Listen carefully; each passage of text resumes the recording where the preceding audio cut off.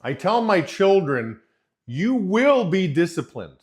You can either choose to be self-disciplined, do it yourself, or you can outsource the discipline to somebody else. You can outsource the discipline to a teacher, to a boss, even society. I mean, think about it.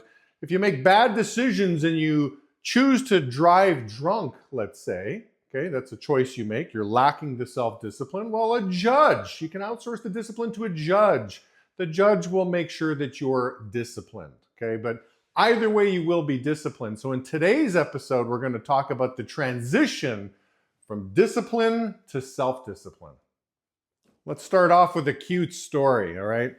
Years ago, I walked into World's Gym in Burbank, and I had a chance to meet Paul. Paul was a trainer slash sales rep there, and he was an amazing guy. He walks me through the facility. He says, Jamie, I'm going to take a personal interest in your growth. What do you want to accomplish? And he's writing everything down. I'm like, oh, what are my goals? What do I want to accomplish?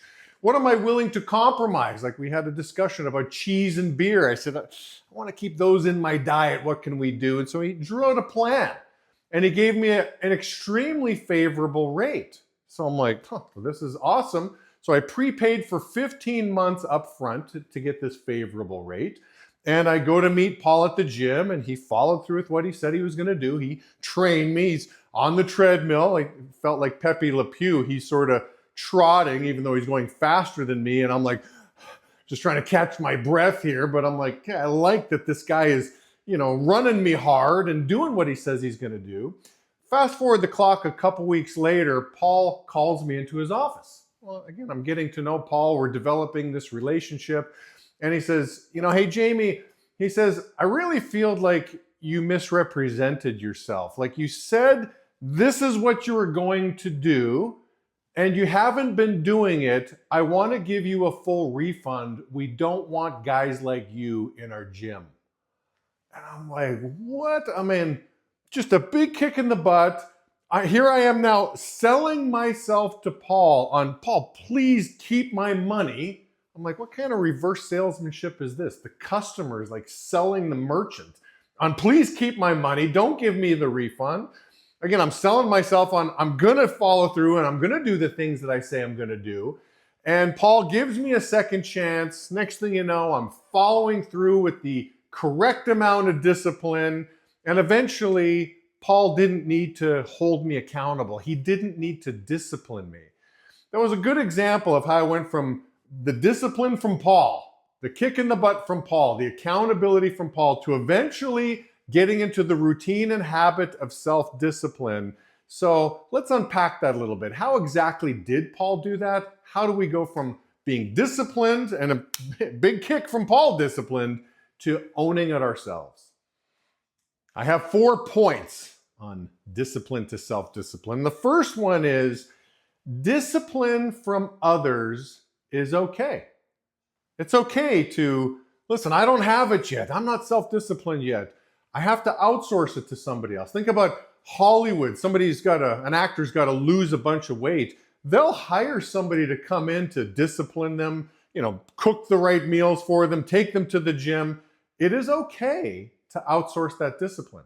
Just understand it's got to be temporary. Eventually, we've got to own it. You think about growing up as a child, your parents owned all the discipline at one point in time. Everything in your life was owned by your parents. And as time went on and we developed confidence and a track record, they started piecing it off. Like you became self-disciplined. You did your own homework. You did your own chores. You went to bed on your own without having to be told that. So we're going down that path. I just want to start off saying it's okay to outsource it, just knowing it's temporary and I have to own it. I've got to own it all. I need to be a self-disciplined individual. Discipline is really the key to success. I mean, you think of all the different ingredients that it takes to be successful. You're going to have a really difficult time finding anybody who's super successful that lacks discipline. So again, you got to own it.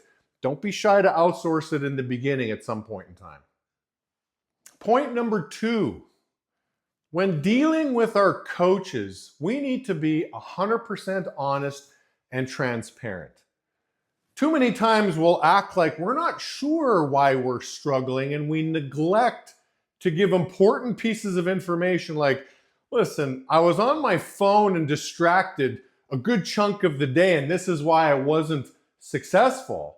Like, that's kind of an important piece of information to give to your coach. So let's just make sure that we're transparent.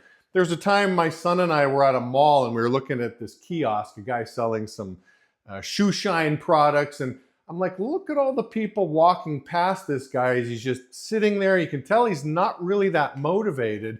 And I asked my son, I'm like, what conversation do you think this guy's having with his boss at the end of the day?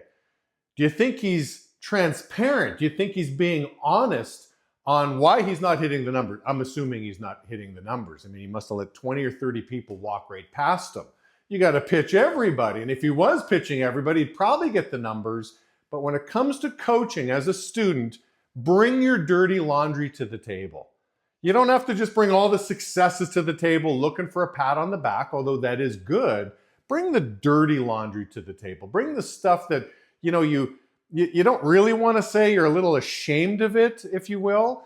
But that's the stuff that your coach needs to hear. And chances are your coach will be motivated like, wow, I've got a really honest individual here that I'm working with. I appreciate you bringing the dirty laundry to the table. The third point, routines and rituals create habits. So you might lack the discipline or the self-discipline in the beginning, but if you create the routine, you're in the habit of doing it. I was asking my son the other day, I'm like, how many times do you think I'm actually motivated to go to the gym? And he's trying to come up with a number. I'm like, it's 0. I have never been motivated, but half the time I don't even think about it because it's a habit, it's a routine, it's part of the schedule. So look to get routines and rituals in your life to really create the habits. You don't even have to think about it. You think about this, again, a habit is your body, your mind making decisions without having to consciously make a decision. It's a habit. So create the routines, create the rituals. My fourth and final point is when you fall off the wagon, when you fail, let it go. We need short-term memory. I've been coaching Little League sports for over a decade now, and I've really adopted this. I'm like, listen, we all need amnesia. I can't remember what happened. Oh, I just threw a pick 6. Did I really throw a pick? I can't remember. You got to let it go. It's too easy to dwell on failures. I had a rep in my office years ago. I really liked working with him, Charles Roberts. And I'm looking at his resume. I'm like, oh, a CFL player, an athlete from Sacramento that played, up in Winnipeg in British Columbia. And I'm like, oh, he was, one of the best rushing backs of all time. He's only one of 6 players in CFL history that rushed for over 10,000 yards, averaged 5.4 yards per carry. He was a stud.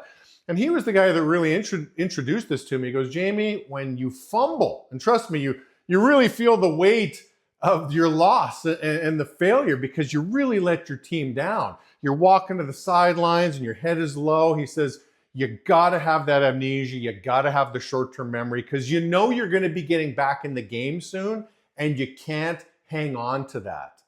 So when you drop the ball, when you're lacking the self-discipline, oh, I knew I was supposed to go to the gym, but I didn't, and you feel like garbage all day long, you know what? Get over that because tomorrow's going to be a new day. So short-term memory, amnesia. I hope you guys enjoyed that. We're going from discipline to self-discipline. I wish you the best of luck with that.